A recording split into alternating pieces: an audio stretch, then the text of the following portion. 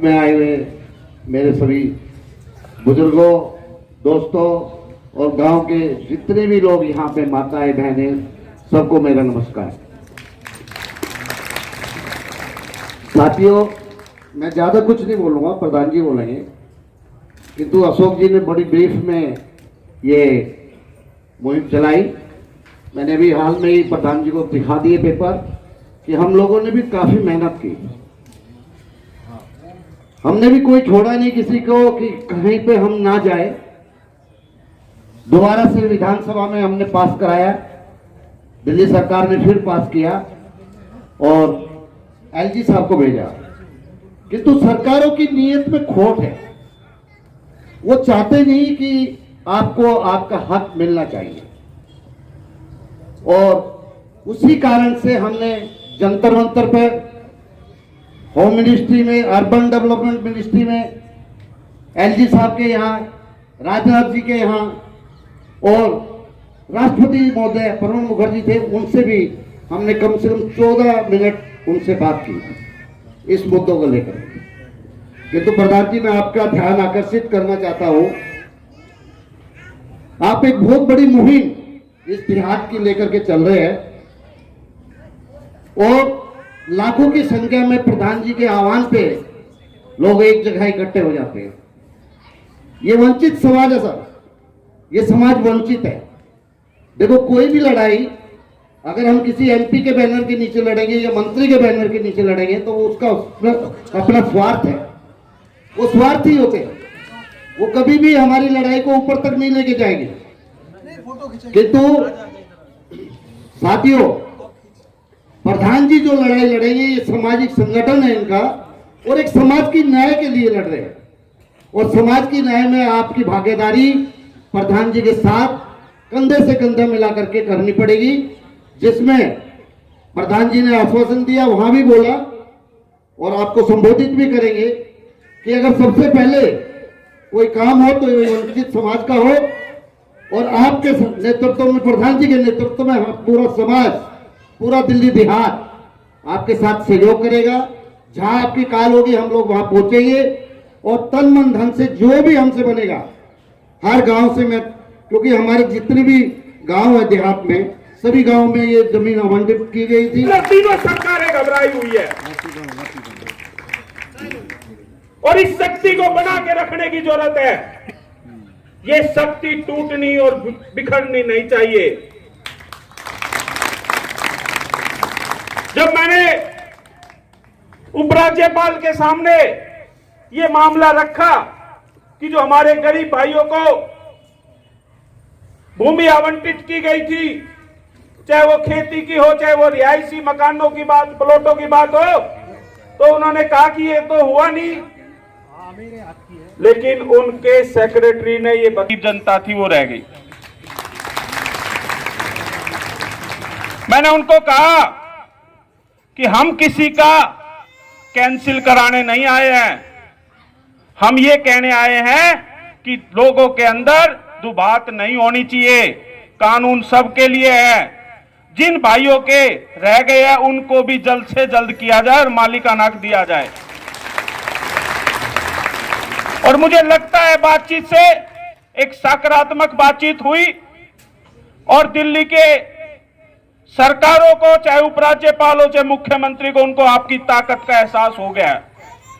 अब तो मैं आप लोगों से सिर्फ 2 महीने मांगने आया हूं, क्योंकि ये 2 महीने का समय है आपके पास। अगर ये 24 का चुनाव हो गया तो फिर आपकी कोई सुनने वाला नहीं है। इस 2 महीने के अंदर जितने भी साथी यहां बैठे, मेरी मातृशक्ति बैठी है, ये ठान लो कि हमें कुछ भी हो जाए अपना हक लेके जाना है। और माहौल बना हुआ है, दबाव सरकारों पे बना हुआ है। इस 2 महीने के अंदर कोई भी आपके पास संदेशा आए, अपने सब काम छोड़ के, एक दुनिया की ताकत नहीं रोक सकती। इसी कड़ी में जो हमने 16 तारीख को दिल्ली के उपराज्यपाल और मुख्यमंत्री के घर के बाहर पंचायत रखी थी, वहां पर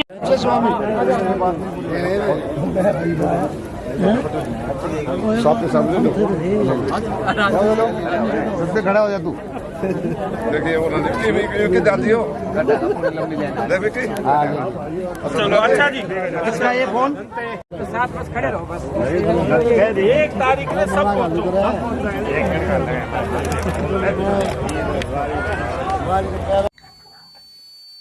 नमस्कार जी। नमस्कार साहब। अपना थोड़ा सा परिचय बताइए पहले।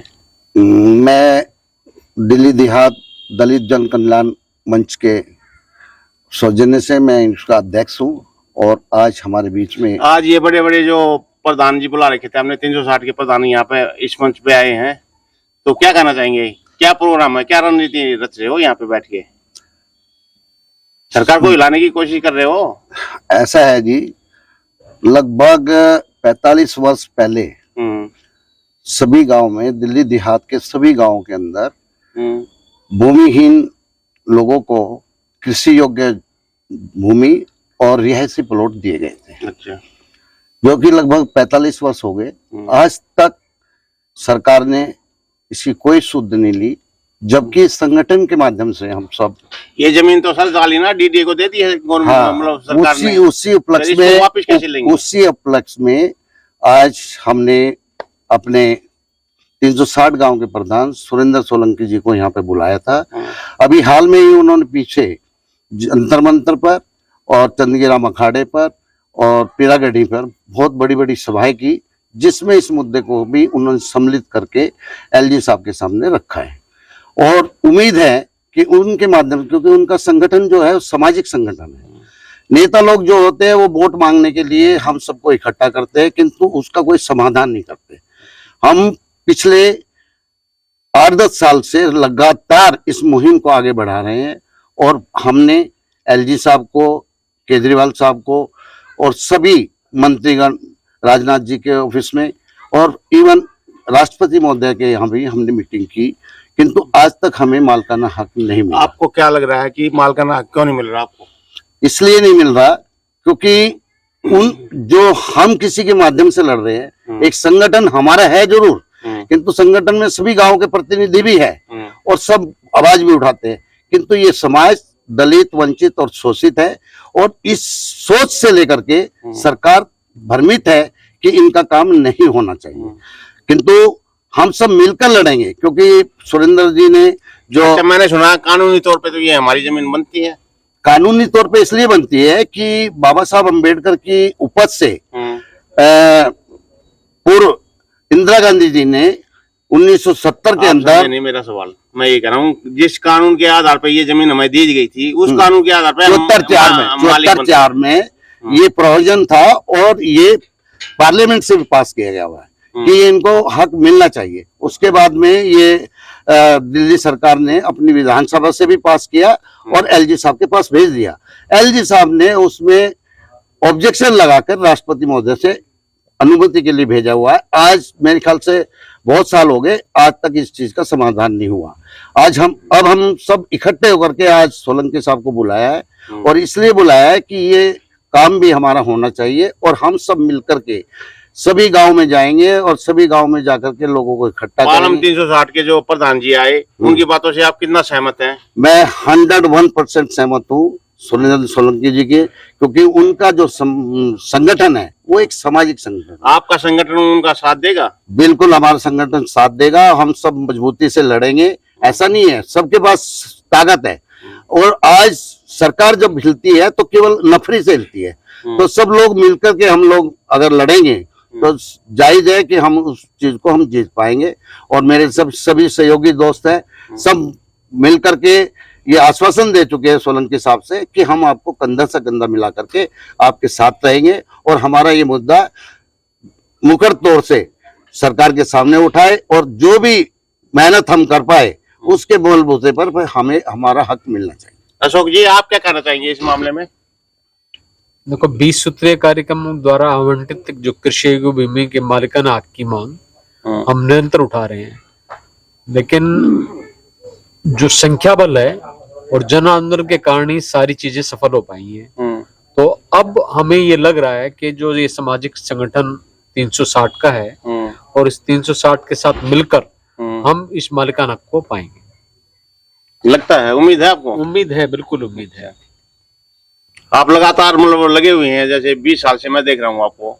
जी जी। क्या कारण रहा है कि मतलब हमारे काम नहीं होते? ये देखो, इसमें एक बहुत बड़ा रोल क्या है कि पिछले 15 से 20 सालों से हमारी ये पूरी टीम दिल्ली देहात जन कल्याण मंच की, चाहे वो राष्ट्रपति प्रणब मुखर्जी से हो, चाहे रूरल मिनिस्ट्री से हो, चाहे अर्बन मिनिस्ट्री से हो, सभी चीजों से हम इस फाइल को जहां गंतव्य स्थान था वहां तक पहुंचा दिया, लेकिन सरकारों की मंशा नहीं है।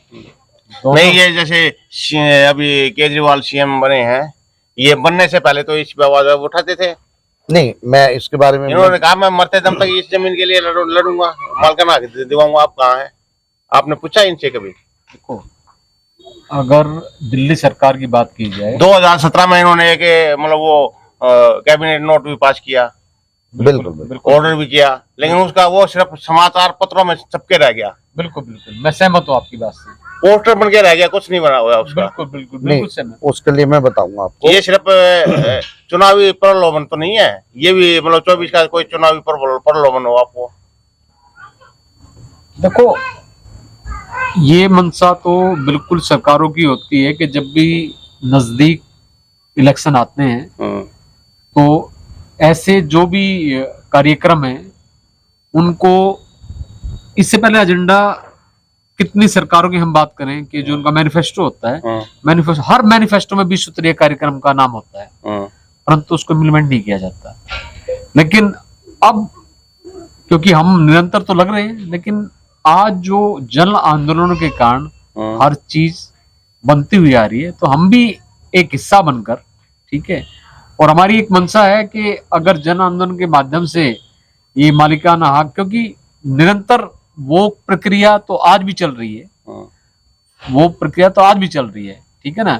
अभी जैसे आपने पता है कि एलजी साहब की यहाँ मुलाकात हुई और एलजी साहब ने कहा कि हम 1 महीने पर इस पर जो है संज्ञान में लेकर कार्रवाई करेंगे, तो वो कार्रवाई चल रही है। उसके अलावा हमें पूर्ण अभी मैं यही पे था, प्रधान जी ने एक अल्टीमेटम और दे दिया, एक मतलब 1 तारीख का जंतर मंत्र पे क्या करने वाले हैं वहां पे?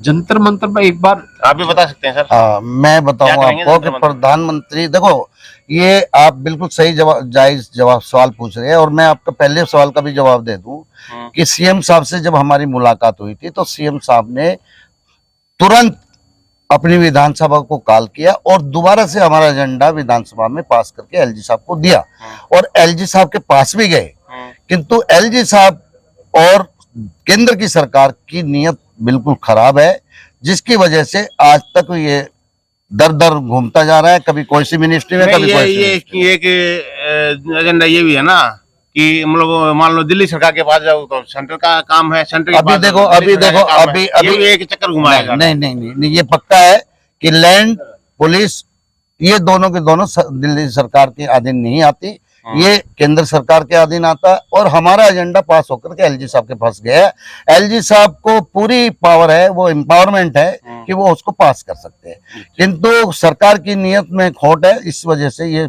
पास नहीं हुआ। किंतु मेरा एक मानना है कि जब भी हम संगठित होंगे और भारी बहुमत से, तभी कोई भी सफल राजनेता जब भी बनता है या कोई भी काम जब हल होता है जब संगठन मजबूती से किसी चीज को लड़ता है, और इस संगठन के माध्यम से मुझे उम्मीद है और हमारे सभी दोस्तों को उम्मीद है कि हम जरूर इस पे विचार करके इसको जीत पाएंगे, क्योंकि सुरेंद्र सोलंकी जी 360 गांव के प्रधान है और वो ऐसे नहीं है, उनके आह्वान बहुत बड़ी बात है। मैं तो ये सोचता हूँ आपके साथ सोलंकी जी भी आए हैं यहाँ। हाँ बिल्कुल, आपके मंच पे। नहीं, बहुत अच्छा लगा, हम उनका दिल से हार्दिक धन्यवाद देते हैं कि वो हमारे बीच में आए और हमारी बात सुनी और आश्वासन दे गए। दिल्ली देहात अगर ऐसे इकट्ठा होगा तो मतलब चूल्हे हिल जाएंगे। बिल्कुल बिल्कुल नहीं। और इसमें मैं बताऊं आपको कि पहले हमारे उदित राज जी थे, उन्होंने भी बहुत मुद्दे को बहुत अच्छी तरह से राष्ट्रपति तक पहुंचाया और काफी लड़ा, किंतु बात यह है कि दलित समाज के लोग जो इकट्ठे होते हैं उनकी जनसंख्या को लेकर के सरकार ज्यादा चिंतित नहीं होती। अच्छा। किंतु ये समाज सारा इकट्ठा होगा, क्योंकि अभी गवर्नमेंट ने हाउस टैक्स और ये बहुत सारे अर्बन एरिया में गाँव को मान लिया है, तो वो सब पीड़ा आने वाली है लोगों के बीच में, तो सब मिलकर के हम लोग लड़ रहे हैं। तो मुझे उम्मीद है कि 74-4 का, जैसे आज सुरेंद्र जी ने बोला, जैसे ये मैं सब- बताऊं आपको कंजावला का मामला, कंजावला में तो जमीनें छीन ली है, मतलब चकबंदी के आधार पे बिल्कुल। सारी जमीनें छीन ली गई हैं। सर ना यहाँ तो डीडीए में गई है वे सब छीन के, मतलब ऐसे कि किसी और पार्टी को दे दी। अभी भी गवर्नमेंट क्या कर रही है कि सारी की सारी जमीन को 74-4 की जमीन को ग्राम सभा में दिखा दिया, जबकि कानूनी आधार पे अगर आप देखें तो 74-4 की आवंटित जो थी वो पार्लियामेंट से पास थी और उसके बाद में वो 74-4 ग्राम सभा में नहीं लगती। यही बात ये जो हमने 74 की जमीन मिली तो अध्यादेश पास होने के बाद ही मिली है। ये ये तो ऑटोमेटिकली मालिक है, गवर्नमेंट तो मालिक है, लेकिन ये क्योंकि मानते नहीं मालिकाना हक नहीं दिया। आज गिरदावरी नहीं करते लोगों की, सारा का सारा बीडीओ ऑफिस से जितना भी डाटा था उठा करके डीडीए को दे दिया। अब डीडीए उसमें बोल रहे, यहाँ इनसे बात करो तो बोलते हैं कि डीडीए में जाओ जी। तो हम तो दुविधा में हैं और ये वंचित समाज है। समाज दूसरे सबके सहयोग से आगे बढ़े, मिले, और 45-46 साल से हमारे फोर फादर सब जो रहे भी नहीं, उन्होंने कल्टीवेट किया, लड़ाई लड़ी और सब कुछ बहुत कर- मेहनत का काम था बहुत जी। मेहनत जब की। ये जमीन तो मतलब मुझे- बंजर जमीन मिली थी, बंजर जमीन मिली बंजर थी, जमीन, और उस वक्त संसाधन भी नहीं थे हमारे पास। संसाधन भी, कस्सियों से काम करते थे हम लोग। कच्ची भी मतलब जमीन भी ऐसी थी, कच्ची जमीन मारते थे, माथे में लगती थी। बिल्कुल बिल्कुल। तो बहुत अच्छा लगा हमें, आज प्रधान जी आए हमारे बीच में और सबने बहुत अच्छे और से कोई भाई अपना विचार रखना चाहिए। बहुत बहुत धन्यवाद। नमस्कार जी। नमस्कार जी, नमस्कार। अपना छोटा सा परिचय बताइए। मैं सतवीर पचेरवाल, उपाध्यक्ष इस मंच का। गाँव मंच का पटराव नाम भी बता दो, शर्मा क्यों रहे हो? से। दिल्ली देहात दलित एवं पिछड़जन कल्याण मंच। हाँ जी, बहुत बड़ा नाम है, हाँ जी, बिल्कुल जी, बिल्कुल। बहुत बड़ा नाम है और बहुत बड़ा काम भी है इस मंच का, काम भी करते और हैं। अभी होने भी जा रहा है बहुत बड़ा काम। देखिए, प्रधान जी जो आज आए हैं, जो बातें कही आपने बात सुननी है, ठीक है जी। हाँ। हम क्या है कि अभी तक पॉलिटिक्स के चक्कर में थे हम लोग। हमने विश्वास किया गवर्नमेंट के ऊपर, लेकिन आश्वासन के सिवा हमें कुछ नहीं मिला। अब हमारी लड़ाई प्रधान जी का जो मंच है उसके साथ मिलके है, और हम उनके साथ कंधे से कंधा मिलाकर चलेंगे। मैं ये सवाल है मेरा आपसे कि आज के टाइम में ऐसी क्या दिन नौबत आ गई कि प्रधान जी इस मंच पे आए और मतलब ऐसे ये आपने एक मतलब पंचायत करनी पड़ रही है? हाँ, वो कारण ये है कि इससे पहले जो हमारे मंच चलते थे, हमारी मिट के चलती थी, वो केवल SC ST और जो OBC थी उसकी चलती थी। अब हम आगे पूरे समाज के साथ, अच्छा, हाँ, 360 गांव के साथ अब हमने कंधे से कंधा मिला लिया है। और अगर अब भी हमारी सुनवाई नहीं हुई तो जनता जनार्दन है जी, सरकार जनता की नहीं है, जनता सरकार की नहीं है, सरकार जनता की है। हम इसका बहिष्कार भी करना जानते हैं और कर भी देंगे। पूरे देहात में इतना जो पॉपुलेशन भरा हुआ है, उनको ये नहीं पता कि एक जनता क्या कर सकती है। अपने समाज के लोगों को क्या संदेश देना चाहेंगे? मैं इतना चाहूंगा कि समाज से मेरी यही अपील है कि आज इस मंच जो काम शुरू हुआ है, इस काम को प्रधान जी के साथ कंधे से कंधा मिलाकर चलेंगे तो कुछ हासिल होगा। प्रधान जी ने 1 तारीख का अल्टीमेटम भी दिया, बिल्कुल जाएंगे वहां पे, हर गांव से एक बस भर के जाएगी। प्रधान जी अपने समाज को क्या संदेश देंगे इसके बारे में? मैं समाज से ये कहूंगा कि उस दिन अपना सब काम छोड़ के और बहन बेटियों के साथ, बहुओं के साथ, बच्चों के साथ, नौजवानों के एक बार साथ वहां पे दोबारा ताकत दिखा दो। दोबारा ताकत दिखा दो। बिल्कुल ताकत दिखाओगे तो कुछ होगा। और दिखाएंगे ताकत, क्योंकि अब हमारी लड़ाई सरकार से केवल LG से है बस, और हम अपना आगे लेके रहेंगे। वहां पे ताकत दिखा दी तो काम हो जाएगा। बिल्कुल होगा जी। ताकत दिखाएंगे। लोग घरों से नहीं निकलेंगे तो मुश्किल है। मुश्किल है, नहीं हम निकालेंगे घरों से लोगों को, आप निकालोगे? निकालेंगे बिल्कुल। चलो जी, मेरी लोगों दुआ को है, जगाएंगे, लोगों को हमारे धर्म आपके साथ है। बहुत बहुत धन्यवाद। और सर आप भी कुछ कहना चाहेंगे? कोई धन्यवाद। एक बात कह दूं, दो कहो जी, एक जो लगाना ना। देखो, जब 14 में इलेक्शन हुए बीजेपी के, हाँ, और मुझे बिल्कुल याद है, और अखबार भी है मेरे पास, अच्छा, नव भारत में फर्स्ट पेज पे प्रधानमंत्री मोदी ने ये कहा कि मैं 74 के किले पक्के कराऊंगा, अच्छा, और उसने दे रखा उस अखबार में। और आज 10 साल हो गए और मोदी साहब ने एक बार भी सुध नहीं ली कि भाई इन गरीबों को भी जो हक इनका दिया जाए। अच्छा। हमको भीख नहीं मांग रहे, हमारे बाप दादा यहाँ मर गए। अखबार है आपके पास? वो अखबार पर ढूंढ के ले दूंगा। वो 14 मुझे जिस देना दिन था। इलेक्शन था उससे एक दिन पहले का कटिंग है, वो है अखबार। कटिंग है? हाँ, कटिंग में देखूंगा मैं। ठीक नहीं, है कटिंग, है ना, मेरे को याद है, मैंने देखा है वो। और ये तो सर केजरीवाल ने गंगावला चौक पे भी कहा था, केजरीवाल ने इन्होंने। भी खूब झूठे आश्वासन दे दिए, ठीक। और ये कहा था आम आदमी जो हमारे जैसा गरीब आदमी की, देखो पहले ही बार जब केजरीवाल जी ने इलेक्शन लड़ा 28 सीटें आई थी, आपको याद होगा। हाँ, लेकिन 28 सीट आने के बाद मतलब इसकी मतलब सरकार तो बनती नहीं थी। लेकिन इसने दोबारा ये झूठ बोला कि मतलब मैं 74 के लिए आखिरी दम तक मरते दम तक लड़ूंगा। लेकिन अब क्या क्या तब हमने मतलब इसको दिल्ली दाद ने पूरी सीटें दे दी, पूरी सीटें दे दी। बिल्कुल हमने यही तो कारण था। बिल्कुल बिल्कुल हमने तन मन धन से उसका वो किया। अब भाई केजरीवाल आम आदमी है, उन्होंने चाहे झूठ बोला, हमने पूरा कुछ सब भी किया। करा, लेकिन हमारे यही था। साथ धोखा हुआ है। हर पार्टी आती है हमारे साथ छल कपट करती है। कांग्रेस का राज था उसमें भी छल कपट किया। शीला दीक्षित थी, शीला दीक्षित थी, अगर वो चाहती तो हो गया था काम। हमारी वोटों को मतलब वो ठग लेते हैं। और अब आर पार की लड़ाई होगी, चाहे हमारी जान चली जाए, हम अपनी जमीन को नहीं देने देंगे। मर जाऊंगा मैं वहां पर आग लगा कर, खुद मैं ये दावा करता हूँ। थोड़ा परिचय और दीजिए सर। मेरा नाम मंगतराम धानक, गांव पपड़ावट, और कैशियर। छोटी ही सेवाएं करता हूँ मैं इस संस्था की। ठीक है, और मैं धन्यवाद अपने समाज के लिए भी, अपने गांव के लिए धन्यवाद भी सर।